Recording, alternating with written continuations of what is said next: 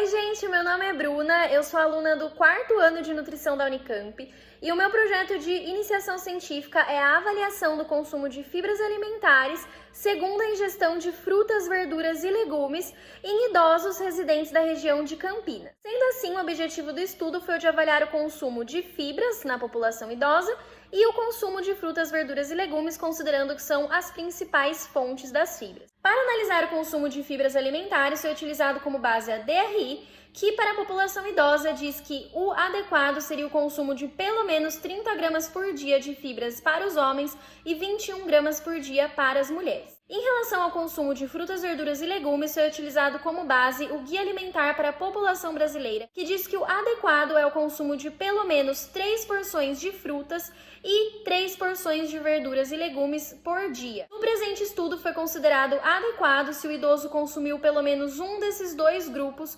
de forma prescrita pelo Guia Alimentar para a População Brasileira. Para sabermos a quantidade de fibras alimentares ingerida pelos idosos e também quantas porções de frutas e legumes e verduras foram ingeridas, foi feito um recordatório alimentar de 24 horas com cada um dos idosos no dia da pesquisa. Foi considerada uma amostra de 165 idosos, que são os idosos residentes da cidade de Limeira, para fazer a contabilização do consumo de fibras alimentares, enquanto que, para contabilizar as porções de frutas, verduras e legumes, a amostra foi de 588 idosos, os idosos residentes das 3 cidades de Campinas, Limeira e Piracicaba. Como resultado, 77,58% dos idosos possuíram uma inadequação do consumo de fibras alimentares por dia, sendo a média de somente 17,6 gramas diários. Em relação ao consumo de frutas, verduras e legumes, também houve uma prevalência de inadequação desse consumo de 60%. O resultado de inadequação do consumo de fibras alimentares foi associado a idosos do sexo masculino